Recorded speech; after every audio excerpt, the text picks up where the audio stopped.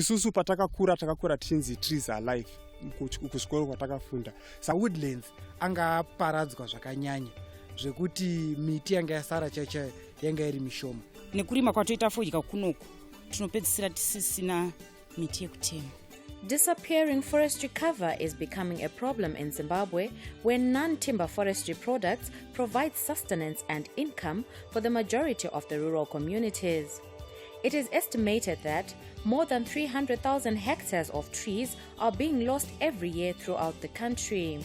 Because material is becoming extinct.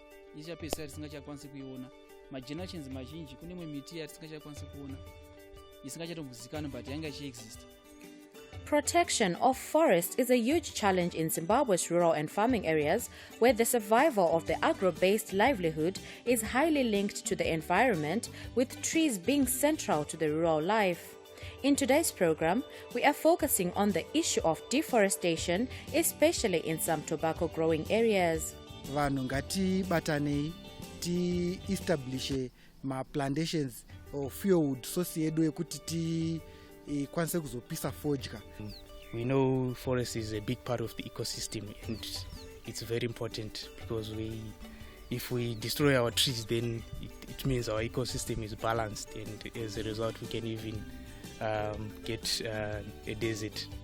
Deforestation, which is caused by a multitude of factors, is increasingly widespread in Zimbabwe, and the requirement for sustainably produced firewood is becoming ever more urgent. Because at the moment, vanhu tingofunga kuti muti I just have to survive from it, but iwo ndoda kuti usurvive neso tichiu manager in a practical way. Ndinoona kuti miti chinhu chakanaka nokuti chiri kuitika ndechekuti masango ari kunyanya kutsva zvakanyanya. Saka tinofanira kuti tive nema-organizations akawanda ekuti paitwe ma-fire guards, pave nekuchengetedzwa kwemiti, nokuti tikasachengetedza miti nekurima kwatoita fodya kunoku tinopedzisira tisisina miti yekutema. The 2018 tobacco production output will go down in the country's history as the best ever, with more than 238 million kilograms of tobacco having been sold so far, surpassing the country's all-time high of 236 million kilograms that was achieved in 2000. But amid the pomp and fanfare, the downside of these positives has been an increase in the cutting down of trees as tobacco farmers seek firewood to cure their crop. Mukatarisa kurima kunoitwa fodya munomu, almost 60-70% yema farmers ari munomu anorima fodya. Saka ma woodlands anga paradzwa zvakanyanya zvekuti miti yanga yasara chaichayo yanga iri mishoma. Even nyange ma plantations anga kasara maprazi anga destroywa zvakanyanya zvekuti papasitomborina chinhu chaikwanisa kubuda ipapo. Vari kutema miti vachipisa fodya, vamwe vachitema miti vachivaka dzimba, saka zviwanikwa zviri kubva zvaparara zvakanyanya. Basically, status yemiti kunoku, as we all know, my tobacco farmers, they will be cutting down my trees. So we are trying to boost a few tobacco ne plant ma plantations edwa.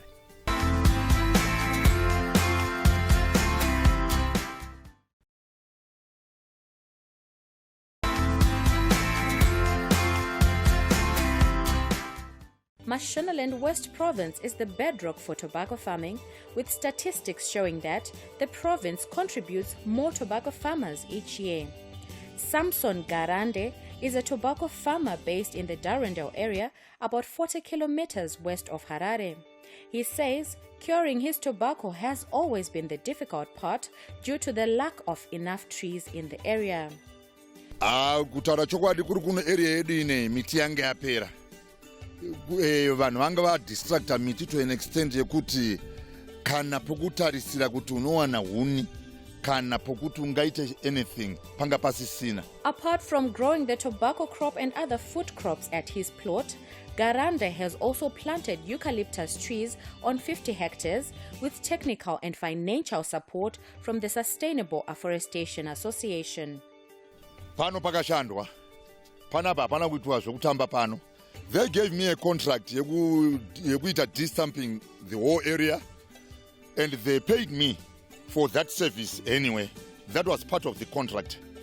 Vanhu ava vanokupa mari dzokuita D-stamp. Iwewe as a farmer, munhu anopuwa priority ndiwo farmer wacho. Ndiwo unotanga kupuwa priority beside kutora vanhu kunze. Sanga, it's part of you benefit at an angle because mari anenge vachikubhadhara imari yaunotora iwe wochitsvaga vanhu wochiclear land yavo ivo newe because munenge majoina joint venture navo. Sanga ndo mashandiro andakatanga kuita pana, ndakatanga kuclear land yangu kugobora miti yakanga iripo because miti yakanga iripo hayaikura because mune mubani. Ndo vandatichimira ndichiisa ma-artificial trees anenge akawanda asi ari panzvimbo diki. Muarea munomu tavane close to 400 hectares dzatatodyara up to now. Takatanga muna 2015 izvizvi tamuna 2018 taane almost 3 cycles dzema-plantation atadyara kubva zvatatanga this area. A hectare carries exactly 2,000 plants.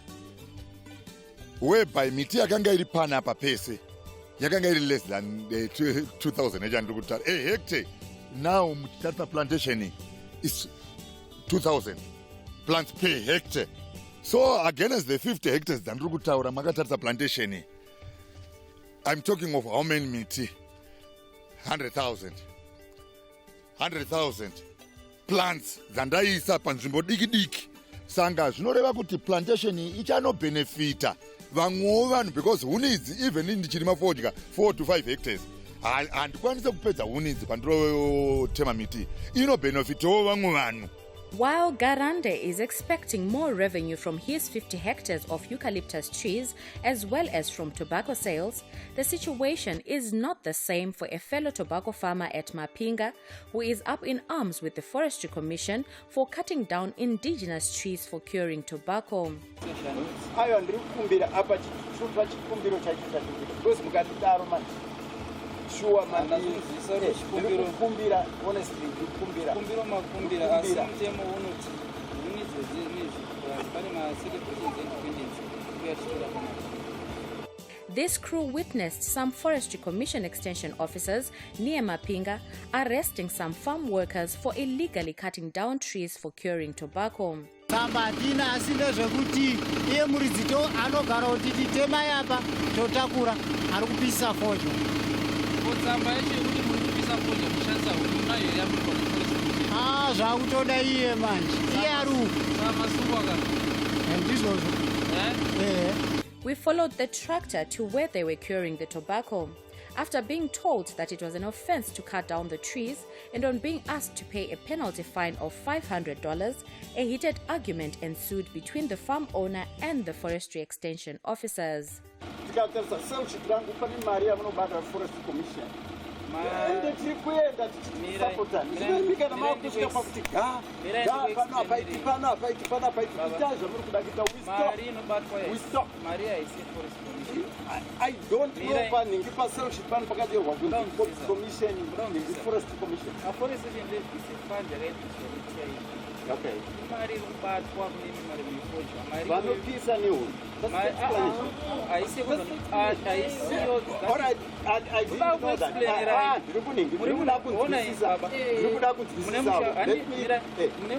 Handidi kuti mundisiye. Mune vana vamunausa sabu.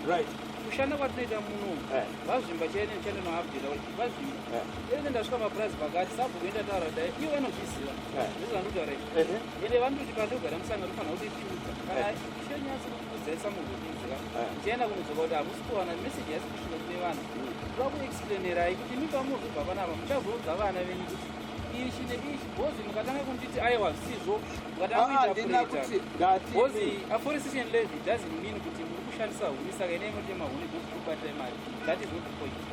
Aforestation levy is a levy yakaiswa kunzi fodya nekushanda kwainoita iri kukanganisa masango zvakasiyana siyana. Mari iyoyo ndoyada kuti zvidzoseredze kuti miti yati tigadzise michiri kutemwa nechi nevanhu but hazvire kunzi temai miti bhoza kubatai mari. Fodya ndakatanga 2004. Aforestation levy makabatwa rini? I can't remember. 3 years. 3 years yakatirwa mari yose saka pese pamamuchongorima hambachingotema that money was meant kuti iite rehabilitate that area but hazvire kuti miti iyo ichiramba yamuchitema just because mabatwa mari kupanzisa. Now we are moving towards the sustainable growth yekuti munhu ufanira kuve nemagamutri ako. There's an SIA forest commission inoziva SIA 116 inenge ichifudza kuti murimi wese tofoza pa every hectare yomurimi yepoto ufanira kugara 0.3 hectare semagamu auchashandisa kuzvisapoti yako kubvunza veforest commission ndikurikubvunza unoitaura kana ndati mandibata saizvozvi go educating people education andiri kuudza kuti paese kune madzimambo ese that is the message yatakasvitsira. Anyway, wanaona nyaya ndiri kunge yekumbira icho chikumbiro chaicho chandiri kuti huni hazvichagoni semo zvaunotaura kuti ezvinei zvihuni dzamuchashanda dzasungwa handira kubhadhira tiketi dzenyu handi ndizvoka izi huni hadzichashandi. Tonga nenyundo tonga nenyundo, I'm telling you, tonga nenyundo, because we know where we are coming from. And this is what Imam Zimbabweans. If you are Zimbabweans, you should know where we are coming from. We should know where we are coming from. And it's this tobacco EOE doing occupy the necessary forest. If we stop, you stop. No garamosis, you people. No garamosis. But we are here. Tarisa so. I'm working extra hard. Tarisa my age. Tarisa my age. I'm not doing it for myself. I'm not doing it for myself.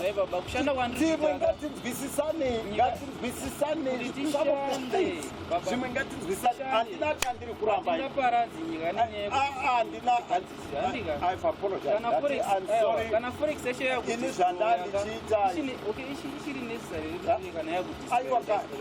It's the first time. It's the first time. Even my child.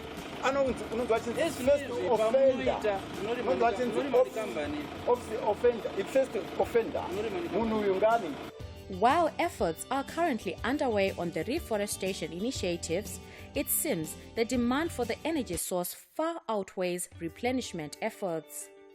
Ndosamaona kuti pane mawoodlots akuiswa anenge ari maspecies ari fast growing because miti yedu mizhinji iri panapa yemusango inotora kuma 150 years kuti uinge uri pastage kuti unenge wamature.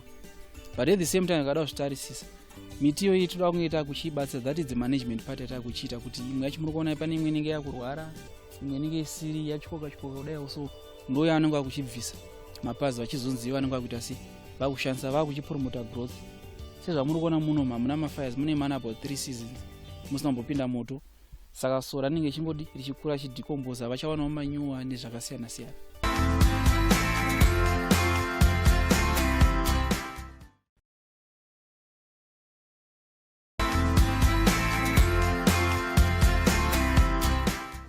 Recognizing the environmental impact and the potential shortfall of timber with which to cure tobacco, merchants in the country came together and decided to fund an association through the voluntary payment of a levy payable against the value of each member's purchases of tobacco from growers. Various woodlots have been established in all tobacco growing provinces. Patakamira Panapa, they gave us 65 hectares to put our gum trees, so they are quite in line with the idea. For 65 hectares, pedu tine 2 species atakasima. We have Eucalyptus grandis, pure grandis, and also Eucalyptus terete conis. For 65 hectares, we have 20 hectares of Eucalyptus grandis, and the rest is Eucalyptus terete conis. What we do with the farmers, when you plant, our first harvest is after 7 years. And for the farmers, they get 20% of the produce, and then as an organization we get 80%. Yes, and then that is also mainly what we are producing is firewood, so we then sell them for tobacco curing firewood. Since its establishment, the Sustainable Afforestation Association has since planted 14,000 hectares of trees in the main tobacco growing areas of Mashonaland Central, Mashonaland West and Mashonaland East provinces. It's a long-term project, but inema benefits akanyanya kumberi. Saka ndiri kukurudzira mafarmers esoti let's join hands, let's establish my plantations, let's build our fuel source so that kumberuko our economy inokwanisa kugrowa kuburikidza nekuwana huni dzekupisa fodya yedu. Now you can see this tree, it's about 2 meters tall. We planted this in mid-September. It was dry planting. We were watering using bowsers during the planting process, and then after planting, we do watering using an irrigation system that we invented. We use some super containers, those super chibuku containers, like this one. And basically, we just plant it 10 centimeters from the tree. And then the advantage of this system is when you're watering, the water goes straight to the rooting system, and the ground will be dry. So as a result, the fact that the water is going straight to the roots, it means the water is there for the use mostly by the tree, and there is limited evapotranspiration because the ground is already dry. So as you can see, the system worked very effectively because this is just below 6 months and we have a tree that is 2 meters plus. We encourage this system because before we were using this system, we were putting 5 liters of water per plant, pouring directly on top of the root collar. But then that system is very expensive, and also it's not quite effective, because if you pour 5 liters of water, say in October, if you water in the morning, by the time you get to 2 o'clock in the afternoon, almost 50% of that water will be evaporated. That means there is less water for the tree to take up. But if you use this system, I tell you, if you come after a week and you dig maybe 15 centimeters down, you will actually see some moist underground. Because sure, pagara vanhu vakashaika. Come after 10 years, nyika yedu tosara tisina miti. Recognizing the value of protecting and conserving forests through beekeeping, the Forestry Commission, together with other stakeholders in Mashonaland West Province, have been encouraging and promoting farmers in the province to venture into beekeeping projects, as well as establishing woodlots for their tobacco curing. Plantation iyi ndevanhu group revanhu 15 vari pacommunity yepadibera farm. Takapiwa rubatsiro rune-Forestry Commission zvichisuperviswa navamkudo vanove chef vedu vekuchinhoi province. Saka vakauyawo panapa vaona dambudziko ratanga bheke taisa kudistrict, vakati aiwa hazvinetse tichakudzidzisai tokuitisai matrainings ekuti miti inodyarwa sei, inochengetedzwa sei, miti maindigenous nemaexotic trees akakosherei paupenyu hwedu. Saka vakauya vakatitsvagirawo madonors, ma-NGOs ekutibatsirawo, vakatigirawo ma-seedlings, akauya ari magum seedlings aya. Saka ane 2 years because takatanga project 2015. Saka kupera kwake, saka ndikangoti nderechi2 saka pavakadaro vakatifundisa kuti miti inotemwa sei, inochengetedzwa sei.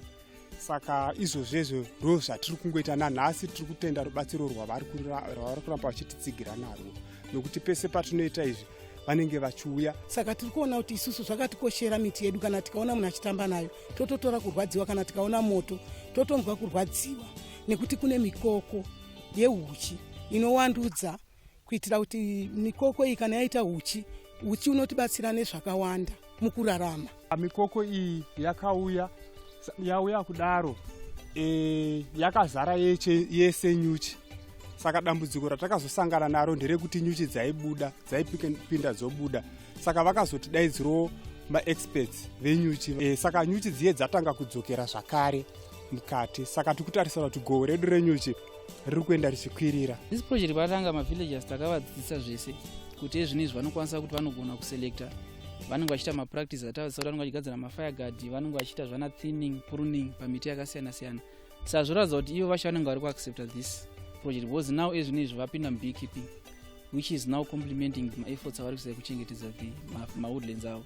Saka kuti project the idea ndeyekuti mabeehives avanenge akwana, so that vanoona more revenue kubva kune the honey inenge ichibva from natural indigenous. pane linki yakanyanyisa stereki pakati pekuchengeta miti nenyuchi, nokuti miti ndo inotipa kuti nyuchi dziwane maruva ekutipa uchi. Uchi tinoandastenda sebhizinesi rinoparadza urombo mukati meupenyu hwedu, uyezve kana tiine nyuchi kudai soo taane mikana yekuchengetedza miti yedu iyi, nokuti pane nyuchi tinopachengetedza kuisa mafayagadi kuti pasatsve. Saka hatizongoisa pane nyuchi chete, taakutenderedza purazi redu rese tichiisa mafayagadi kuti nyuchi dzedu dzisaite sei, dzisafe, dzisatsve zvakare. The world is full of strange behavior. Every man has to be his own savior. I know I can make it on my own if I try, but I'm searching for a great heart to stand me by underneath